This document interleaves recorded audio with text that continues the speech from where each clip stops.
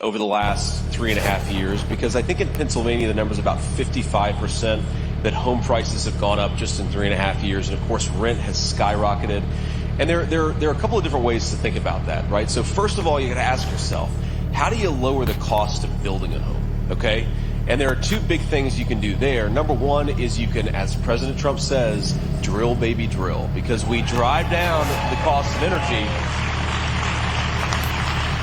And you think about it, you know, the truck driver who's delivering the lumber and the building materials to the building site, well, if he's paying or she's paying 45% more for gasoline or for diesel, then you're paying more for a home, right? So that's one of the big drivers. And then the second thing is you've got to end the ridiculous regulations that make it hard to build things. I mean, we're in the Commonwealth of Pennsylvania. Pennsylvania is one of the proudest building and manufacturing states in the entire country. We make great things in the United States of America, especially in Pennsylvania. Right now, there's a lot of talking, but I want to get to this part before I say something. But between permitting and environmental regulations that have nothing to do with clean air and clean water, but are just about giving a bureaucrat a job, we have made it way too hard to build in this country. We're going to make it easier to build more homes for American citizens. That leads me to the final point. It doesn't just matter that you get more homes, and that matters, but you got to make sure that American homes go to American citizens, people who have the right to be here in the first place. And I've got nothing. Unless you buying a house cash, that's the only way American citizen can't get a house through our process. If you don't have the money, you don't have the paperwork, you don't have the credit, you don't own a home. This is full of crap. Against any person who wants to come here and build a better life, of course they want to, because it's the United States of America.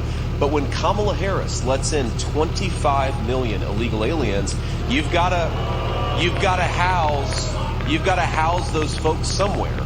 And that means American homes are not going to American citizens, and that is driving up the cost of housing. It is no coincidence that the very moment Kamala Harris started to flood the country with millions upon millions of illegal immigrants, housing prices shot through the roof. And prices shot up through inflation, amongst all this other stuff. I'm just going to break on now because he's taking too long to review what I want to say. When it come down to it, building these houses, man, is quite simple. You're going to need a government mandated program that comes in and buy houses, just like low income housing. Like Section 8 will literally, if you buy a home and put it up under Section 8, Section 8 will actually help you to purchase another home and another home and another home and another home. I'm trying to crack this code so I can get about 15 houses up under Section 8. Yeah, the people at Section 8, they tear your houses up. But if you keep them for so long, you build an empire. Then when you break away from Section 8, you're able to do whatever you want to do. But the point of reference I'm saying is, when it comes down to it, the housing only going to be affordable unless the government comes with programs that make it affordable.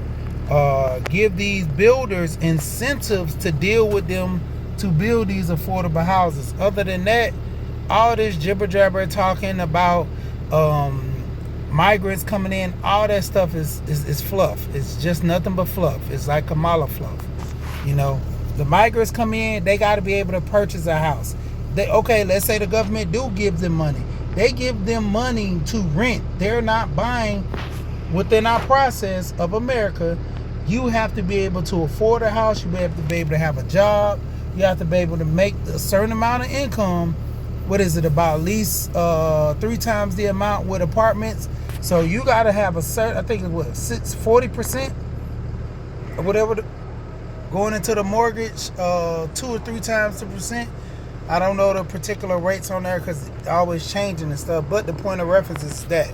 Then when it comes down to your credit, migrants coming in, they have to have the credit to buy a house.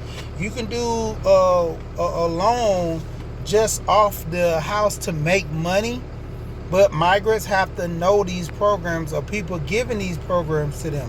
So all this other stuff about the migrants is bullcrap.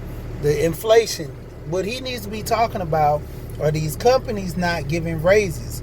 You can't afford a house if you don't make the money. Bottom line, it ain't about the truck driver paying a whole bunch of money for gas. That's why the price of the house goes up. It's about these companies not giving raises and not giving bonuses for